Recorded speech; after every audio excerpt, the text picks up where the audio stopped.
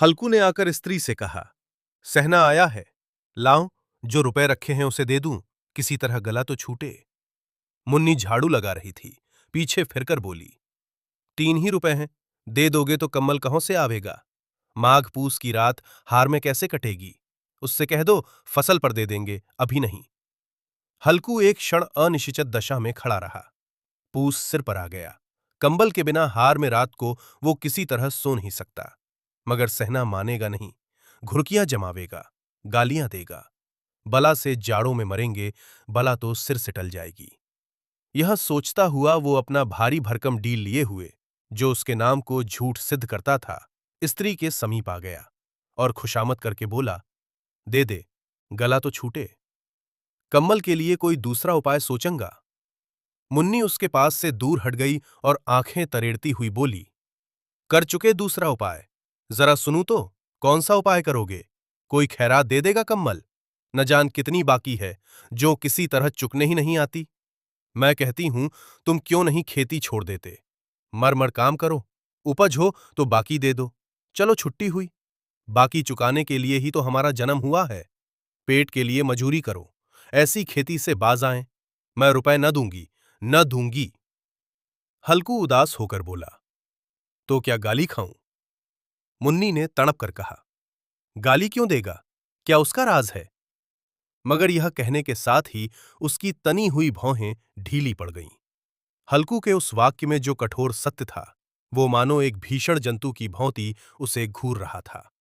उसने जाकर आले पर से रुपए निकाले और लाकर हल्कू के हाथ पर रख दिए। फिर बोली, तुम छोड़ दो अब की से खेती। मजूरी में सुख से एक रोटी तो खाने को मिलेगी, किसी की धौंस तो ना रहेगी। अच्छी खेती है, मजूरी करके लाऊं, वो भी उसी में झोंक दो, उस पर धौंस। हल्कू ने रुपए लिए और इस तरह बाहर चला मानो अपना हृदय निकालकर देने जा रहा हूं। उसने मजूरी से एक एक पैसा काट काट कर 3 रुपए कंबल के लिए जमा किए थे। वो आज निकले जा रहे थे। एक एक पग के साथ उसका मस्तक पानी दीनता के भार से दबा जा रहा था। पूस की अंधेरी रात, आकाश पर तारे भी ठिठुरते हुए मालूम होते थे। हल्कू अपने खेत के किनारे ऊख के पतों की एक छतरी के नीचे बॉस के खटाले पर अपनी पुरानी गाढ़े की चादर ओढ़े पड़ा कौप रहा था। खाट के नीचे उसका संगी कुत्ता जबरा पेट में मुंह डाले सर्दी से कूं-कूं कर रहा था। दो में से एक को भी नींद नहीं आ रही थी। हल्कू ने घुटनियों को गर्दन में चिपकाते हुए कहा, क्यों जबरा, जाड़ा लगता है। कहता तो था, घर में पुआल पर लेट रहे, तो यहां क्या लेने आए थे। अब खाऊं ठंड, मैं क्या करूं। जानते थे मैं, यहां हलवा पूरी खाने आ रहा हूं, दौड़े दौड़े आगे आगे चले आए। अब रो नानी के नाम को।